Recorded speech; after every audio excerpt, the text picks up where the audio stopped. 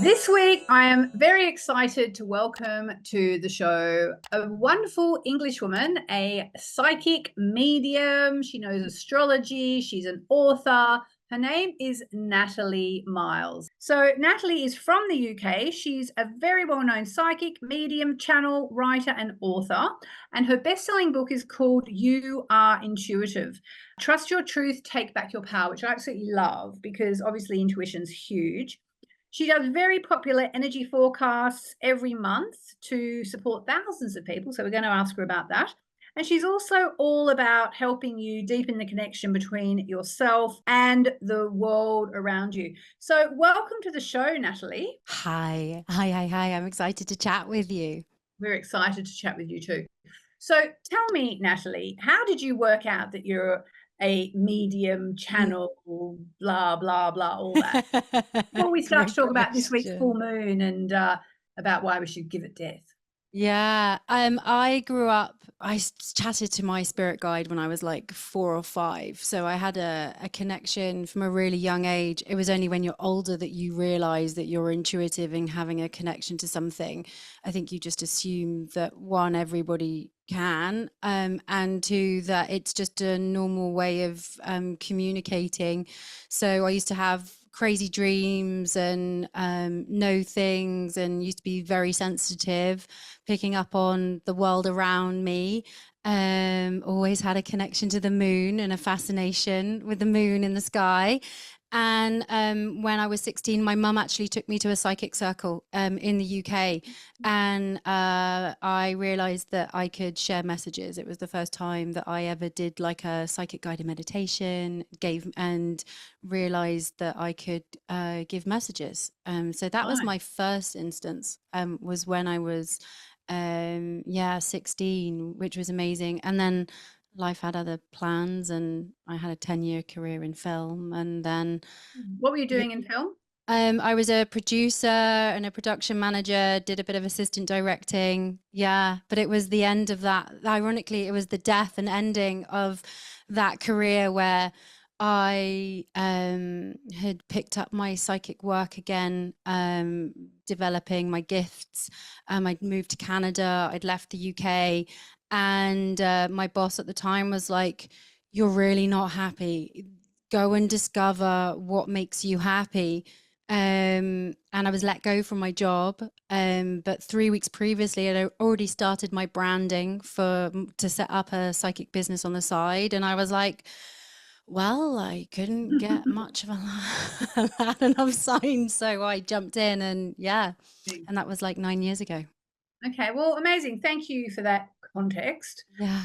So what we do on this show normally is we talk about the astrology for the week ahead. We talk about the Moonology. We do an oracle card, and then we take a question from a reader. So let's just start off with the astrology for the week ahead. What's in the stars?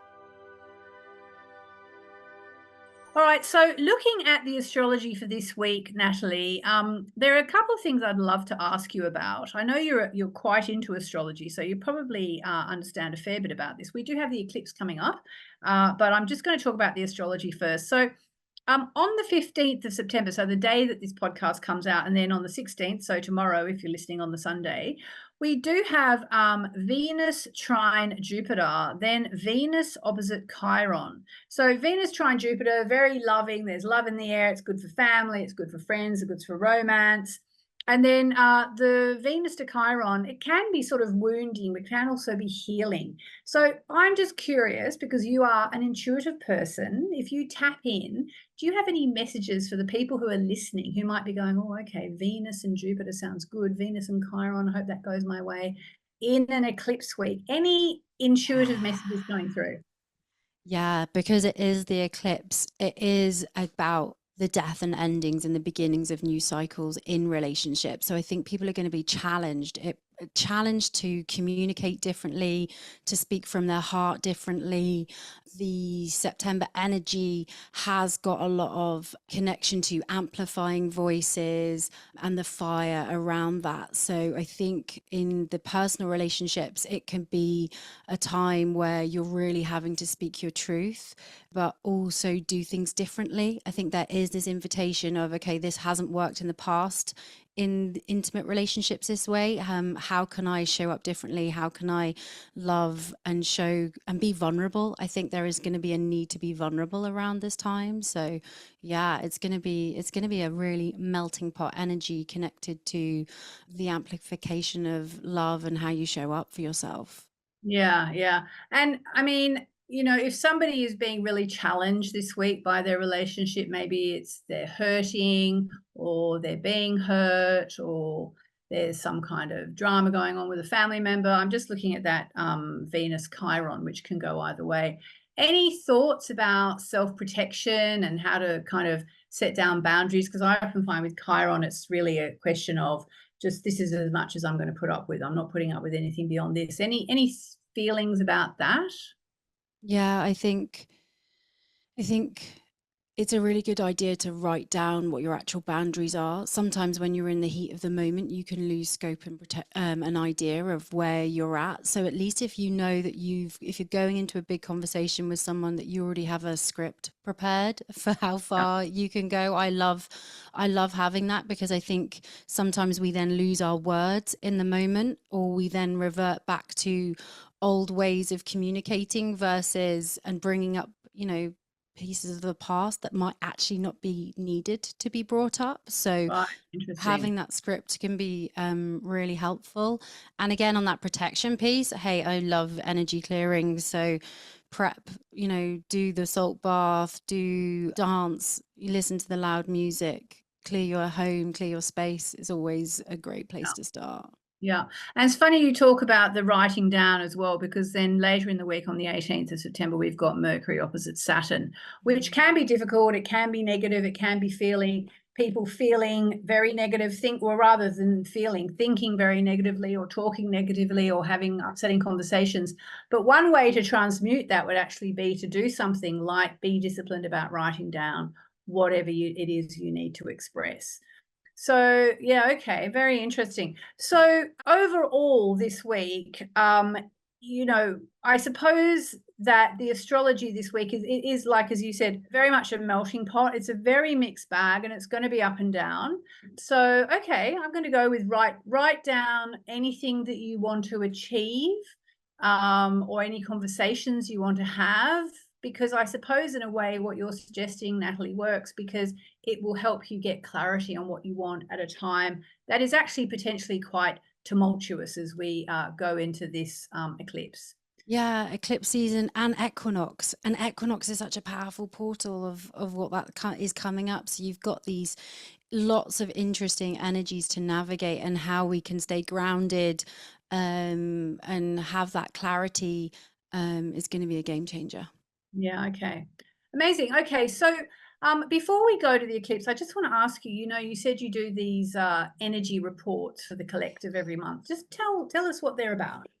Yeah, so it's basically kind of what I've just been sharing.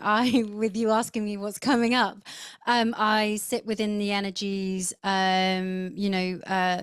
a couple of weeks beforehand, and I just sit and I channel what's going to be coming up for the collective, the individual. In the end, it's all connected, the micro and the macro. So what I find is that people kind of, message me and like, wow, it's like you're talking about exactly what's coming up in my life, which is great. And so yeah, I share what's coming through. I then do a monthly activation, so an activation that I channel through set to binaural beats, so that people can like clear and receive messages and guidance for themselves. And then I do a card spread as well connected to that energy theme too. So yeah, Amazing. I really enjoy doing them. They're good fun.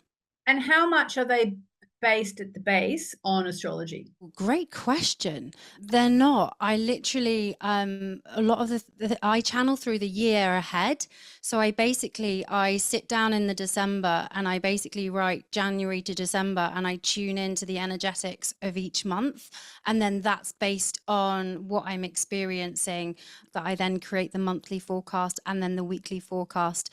It is literally I sit and I channel it through. That's how I've been doing them. And for me personally, as an intuitive, I'm like, how I work with it is, this is I normally experience things 2 to 3 weeks in advance of the collective. So I then basically am channeling also through what I'm experiencing. And then I sit and and just channel through what wants to come through as well.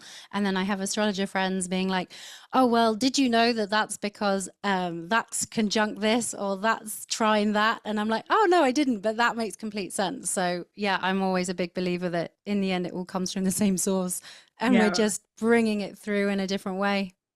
Okay. Amazing. All right. So let us then move on to the Moonology for the week ahead. Where's the moon? So this week is a huge week, moonologically speaking, because we have the eclipse, which is taking place in the sign of Pisces on September 18. Now, in Moonology, we always talk about full moons being about a time to release and let go. Full moon eclipses are that times, times 20 or times 20 million. So this is very much a time to try and let go of the past as much as you can. Do you have any feelings you'd like to share or ideas or intuitions about full moon eclipses?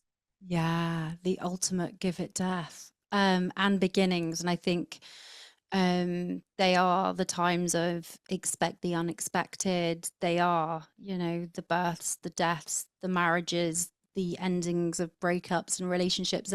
There is always a intensity around these times, but they also bring us the gifts. I find that they're the key times of the year that create the change, especially depending on where they show up in your chart as well. For me, and when I'm talking with clients, again, it's the fear of endings. Again, I think there's the ultimate fear of endings that we forget that they can create beginnings, and we build up the fear of endings so much that we then resist them when actually we kind of can foresight and know the endings that are coming up, and we actually just create a lot of resistance around them. So this time is going to be a really big time of endings, change, transformation. So anyone that's listening, I just encourage them to look at where you're resisting your endings. Like, look at what is so obvious and loud in your space that is asking to be completed, to have that completion, and that's inviting you in. Yeah. I mean, it's just so much harder to let go of some things than others, isn't it? And people get stuck. I've got a friend who may or may not listen to this, who, for example, in a nutshell, about 20 years ago, she had an opportunity to sign up for a particular company that will remain nameless and get shares in it. And she didn't. And as a result, she missed out on millions and millions and millions of dollars. And she can't let go of that. I also know someone who is in his 70s who still talks about and blames his ex-wife for kind of having messed up his life by leaving him when they were in their, I think, 40s or 50s. So, like I know someone else who had an amazing job, high corporate job in the media. Media changed as media's changed in the last few years, and she's never really been able to get back on her feet, having lost what was her dream job. And that was good, probably it was before COVID, so 5, 6 years ago. So what do you say to these people who are just stuck and keep talking about it and keep thinking about it and keep regretting it and just can't move on? I mean, they're pretty extreme examples, They are. especially the first two. But what do you say to people about that, especially in this eclipse week, which is about, moving on? Yeah. I mean, I've got my give it death activation, which I always kind of guide people to. I What is would that? It's an activation set to binaural beats that basically is a visualization meditation on bringing forward something that you're ready to let go of, and actually basically perform it's like a visualization ritual in actually letting it go. I've had lots of yeah, amazing comments and feedback from people that have really made some big changes off the back of doing it. Okay. Sounds So like a really good thing for people to do this week. it would be.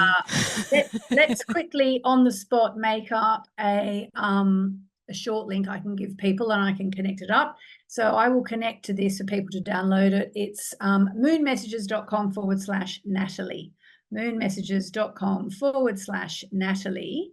And that will take you to the download page for the Give It Death. Now, do you not think death's a bit of a scary word to put in there for people? Do you know what? That's why I put it there, because I think we fear the word death, but we experience death it's part of us, it's who we are, and having that conversation around it is really important. And my spirit team, my guides are like, you need to be talking about this and using that word. Yeah, because as the examples that you gave with your friends, the people that they're experiencing, again, it's that whole, it can be the fear of the future or the safety of what is next. And hey, we're all here to learn the things that that we can't let go of, and what that means for us. Yeah, I think it's I think everyone I talk to right now is going through so much transformation, so many endings. We're really in it energetically. And there's nowhere to hide from the endings that we face right Yeah. now. I think as well, and there's even more coming next year, just wait. Yeah. But I think as well, something that's been coming up a lot with people, for people around me lately, has also been, it's not what I had in mind. It's not what Mm-hmm. I expected. It's not what I had what I planned for, you know. And again, with an eclipse, it can be, especially a full moon eclipse, it can be a time where you're just forced to let go of something because it's no longer for your highest good. Any thoughts around that, Natalie? Yeah, embrace it, even though it's really uncomfortable, and trust that you'll look back in a month, 3 months, 6 months, 6 years, and be like, oh, thank goodness that happened, because if that hadn't have happened, I wouldn't be where I am right now. And I think we get stuck when we can't see the future. In the end, this is about, we want to feel safe, we want to feel secure, we want to know what our future holds for us. And when we don't, or we don't have the clarity for that, that can put us into freeze mode. It can put us where we long for the past and we get very nostalgic into how things used to be. And in the end, we're in this massive relearning of, oh, well, I'm not supposed to know the future and I have to be in the present. And so this is a huge invitation, this eclipse, to do the releases, but also be grateful for what we have now, and see what's amazing in our lives right now is just a really important thing. Yeah. And just for the record, I'll be doing a full moon ceremony over on the Hay House page on Facebook, and on my page on Facebook for the full moon eclipse as well. Okay, amazing. All right. So shall we move on to doing an oracle card for the week? Yeah. A message from the Moonology Oracle. Tell me, Natalie, what do you think about oracle cards as someone who works from your own intuition without cards, presumably? Yeah, I used to use cards. I grew up using cards. I Tarot find or that oracle? Oracle. Yeah, Oracle. I used to use the Psychic Tarot John Holland deck was my kind of introduction. I had a mentor that used them, and when I first started giving readings, I used to use them, and then I stopped. But that was when I started using Oracle cards. I love them. I think people rely on the book too much to get the answers and don't listen to their own intuition enough. They automatically revert to the book versus actually spending time with the cards to be like, what does this mean for me? That's my only thing about oracle cards, is that invitation. All right. Okay, well, I have drawn a card, and it's a very unusual card, actually. So I'm going to share it. So this is the message for the full moon eclipse. I strongly associate the full moon with goddesses. if we were to just look at the card itself, it's Lady Nada, and the card is mother, wife, sister, daughter. Mother, wife, sister, daughter. Not really what I expected. What do you make of that? Do you make anything of that? Yeah, I think again, it's that with that Chiron energy, there's going to be lots of healing around women, our relationships to the feminine, how that's going to show up for us. There's going to be lots of ancestral healing down the lineage of women around this time. Hey, we've got the US elections coming up. We're in that energy, and there's going to be a lot of talk about women's health, right? What people have access to.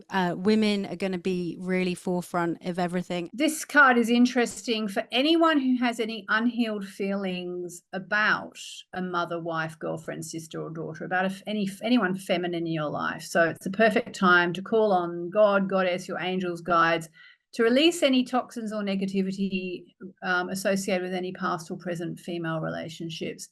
So that is actually really powerful for the full moon eclipse, because the full moon is so feminine, for me at least. And so, yeah, it's a time to do clearing out, healing at the time of the full moon eclipse with anyone, especially any females you have any negative feelings with. So take that as you will. And and so finally, let's move on to the final part of the show that we do every week, which is we do a reader question of the week. Your questions answered. Okay, so Natalie, I said to you that instead of actually taking a question from a reader this week, I would ask you to tell me, what is the most common question you get, the biggest FAQ you get from the people you read for, who read your stuff and write to you? What's the biggest question you get, and what's the answer? Yeah, the biggest question is this the right decision? As in, should I take the job? Do I marry the person? Do I move home? Yeah, in the end, it all comes to, is this the right decision? And I think there's so much fear around making your own decisions and outsourcing to give ourselves permission. I think that's the biggest question I get is this the right decision about everything? And is that where you would then write about what presumably you've written about in your book, which is take back your power and ask what your intuition says? Yeah, about taking that time and space to ask yourself why it's important, why we don't do that anymore, why we've been why it's been culturally watered down for us to trust our own intuition and trust what's happening around us. And I'd also, for me, it's all about timeline. So it's about going back into the past and looking at those key moments where you've lost trust in making those decisions for yourself, and then looking at ancestor stories around how we repeat ancestor stories in our ancestral lineage and in our families. Because what's so loud in the choices, in the decision making, is that sometimes we feel like we're making decisions that haven't been done before in our family, or that we're not repeating things. But when I have sessions with people, what's really loud is that it's been repeated before by mothers, by grandmothers, and seeing, when people see the connection of, oh shit, this is a massive opportunity for me to break this cycle, break this pattern. That's when the death and the ending actually happens, and they kind of, they have that setting free energy, which is really potent. So for anyone who's going through an upset this full moon eclipse week, because there will be lots of people, because full moon eclipses can be very upsetting as people are sort of shunted off their old path onto a new path, how would you recommend that people can tune into their intuition? What would you recommend that they do, apart from listening to the Give It Death activation? Yeah, for me, I am always a big fan of, stillness and noticing. I think a lot of the time, it's because we're rushing around too fast, or we're overwhelmed with what we're experiencing. So if you are feeling really overwhelmed and ungrounded, even by taking 5 minutes just to sit and be, And you can ask your spirit team, what do I need to know today? And just see where your mind wanders if you feel called to. But yeah, I would take the moment to pause and notice what the themes and patterns are that are around you, the conversations that you're overhearing, the words that keep being repeated, the themes that you watch on your TV shows and in your movies. Because in the end, intuition is so multi-layered, and it's going to come through in all the ways, from the cards that you pull, but Yeah. also in your everyday life around you. Amazing. All right. So for anybody who would like to get one of your energy forecasts or maybe get a reading, where do they find you, Natalie? Yeah, best place is my website, natalie-miles.com, Instagram, I am Natalie Miles. And yeah, I'm on Substack as well, Natalie Miles. So yeah, I'm in all those places. Amazing. Well, thank you for being here. Thank And you. I'm just going to end by saying to everybody who's listening, I wish you a beautiful full moon eclipse. Remember, if you let go, it makes it much, much easier. And then see where you're being taken. All right. Thanks, Natalie. Thanks. Bye.